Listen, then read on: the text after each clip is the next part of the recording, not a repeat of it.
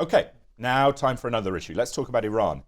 Specifically, the protests rippling across that nation and the Israeli airstrikes targeting Iranian forces in Syria. I think it's also important that we talk about the Israeli situation with the indictment of Prime Minister Netanyahu on 3 different cases, I think, actually. But let's talk about that. Pat, you want to start us off? What's your big takeaway with all this combobulation around the Middle East? Well, I think it's very dramatic what's going on, not only in Iran, where there in 100 cities are demonstrating against the Ayatollah's regime and they're denouncing him. Also in Baghdad, and the Iraqis are fed up with the influence of the Iranians and Lebanon. there. Yeah, and the Soleimani, the Iranian general of the Quds force, came into Iran and put together a cabinet meeting. People are a little concerned about the influence there. I think Iran is on its back heels right now.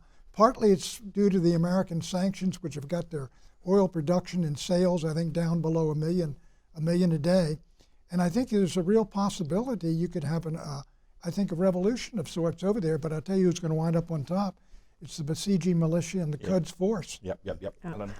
What we're seeing is basically the ripples from the Trump foreign policy.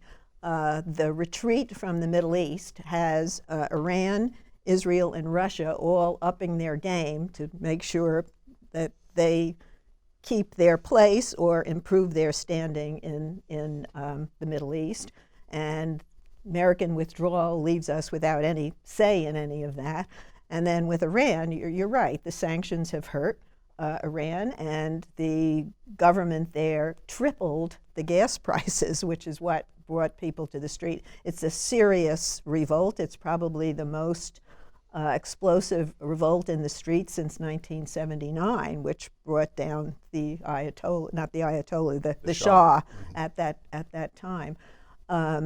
And again, the President Trump, blew an opportunity to build on the nuclear deal that the Obama administration had negotiated, and to try to put a lid on their missile activity. Instead, Iran's aggressive capability has improved significantly, and we're seeing that play out in the Middle East. I think it's a powder keg, and then you throw in Netanyahu and the president giving him the gift of all times, upending American foreign policy of the last 4 decades, saying the settlements are not legal, or are legal. So all roads lead to the White House in this case. Yeah, I think that especially the most important thing is I think Bibi Netanyahu probably is going to have to retire from the Likud party. He's been there for over a decade as the leader of Israel. He's basically been the head of Israel for a lot of people's general memory if they're under 12 or 13 years old, and he has enormous ties to the White House. I mean, he has been friends with Charles Kushner, Jared Kushner's father, dating back to the 70s. So I think that was part of the Israeli peace plan, was certainly Bibi Netanyahu had a significant influence in probably how it was crafted. I think with him gone, I think the Likud party probably could take over the government again. And I think that I think they're probably also pushing him out now more and more. Mm-hmm. Yeah, it's hard to imagine Israel without a Bibi at some prominent position. Oh, I can imagine it. You can imagine, yes.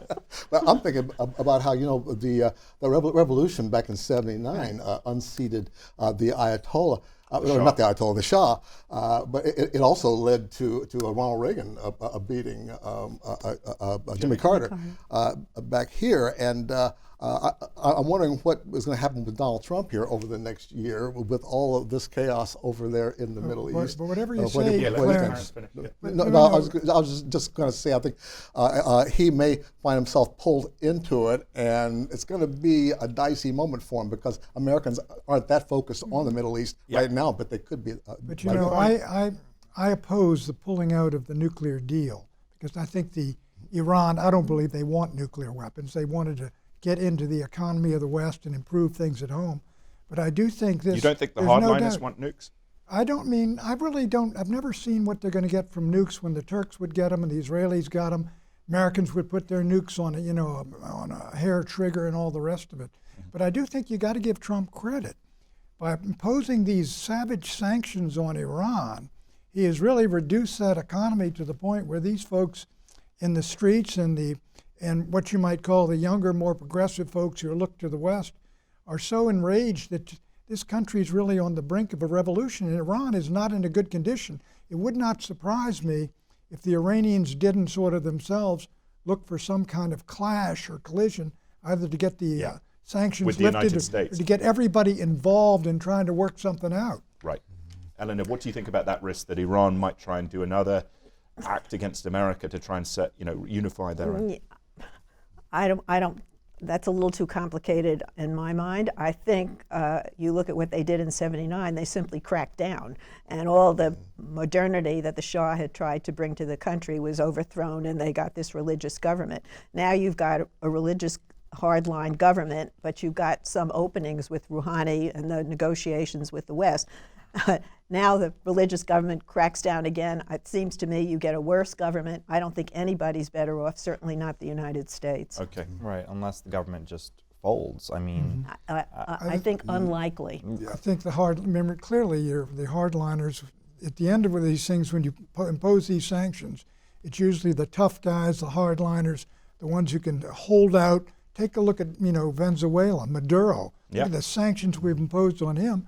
They got nothing going down there. 3 million people have fled, but those thugs are still in charge. And I think one of the specific elements here with Iran is that the removal of the fuel subsidy, which kicked off this latest thing, the Iranian populist sort of movement seems to blame that. I mean, the government says it's to give more money to the poor, but it's probably to protect that crony patronage class around the Revolutionary Guards, and that is the revolt. But it's amazing. Look at the yellow vest. It was a fuel tax that set that off. What was it down? The subway tax increase in Chile set off the revolt. It's almost as the government is going to write a new constitution. It is amazing what's triggering all these events all over the world that we talked about a couple of weeks ago. And the democratic governments, like in France, are responding, but I think a government in Iran is not going to respond to the people. I wish they would. Unless part of the ruling class starts defecting, which also is unlikely. But that would be the when governments like that start to crumble, it's when members of the leadership, either in the military or somewhere, start defecting. Right. Eleanor mentions the situation in the West Bank, where the United States has now issued a presumptive ruling that it will, the State Department will view settlements in the West Bank as presumptively legal or presumptively not illegal.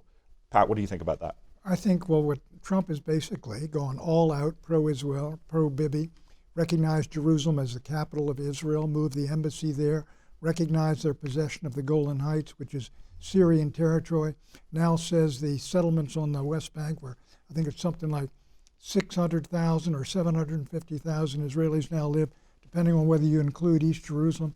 These things are doing everything the Israelis want, beyond anything the Israelis expected. And it has to do with American politics, because the Democratic Party is silent as it can be, despite the fact that their policy on Israel is being trashed totally.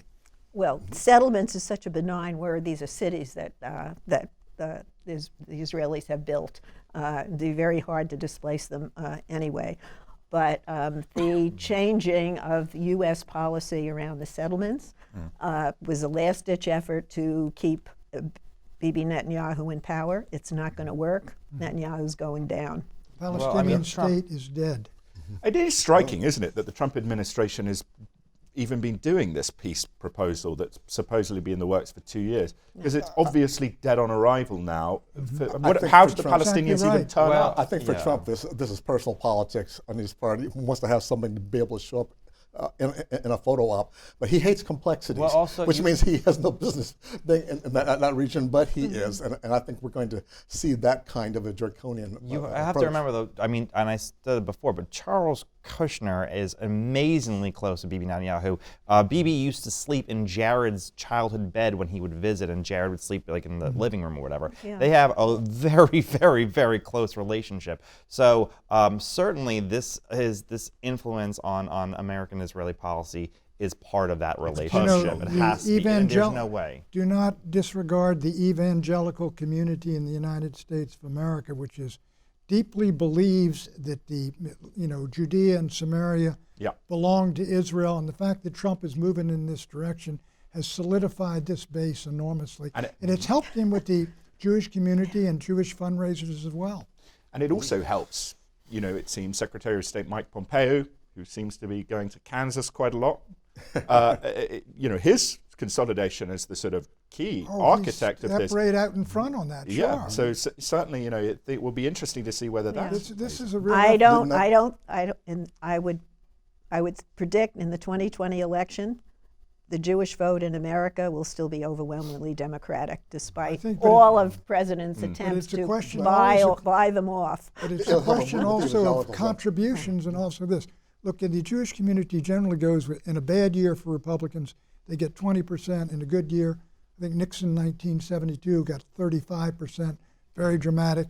But there is truth that the younger Jewish community, especially those in college and others, are much less enamored of Israel and Bibi and the Likud government than the older And that was folks. striking at the Democratic debate this week when there was a line about we need to be fair to the Palestinians. There was applause, quite vibrant applause. I don't think we would have seen that. Well, J Street really rivals AIPAC now. Yeah. Well, also the demographics of American Jews is changing dramatically as Orthodox are becoming the majority.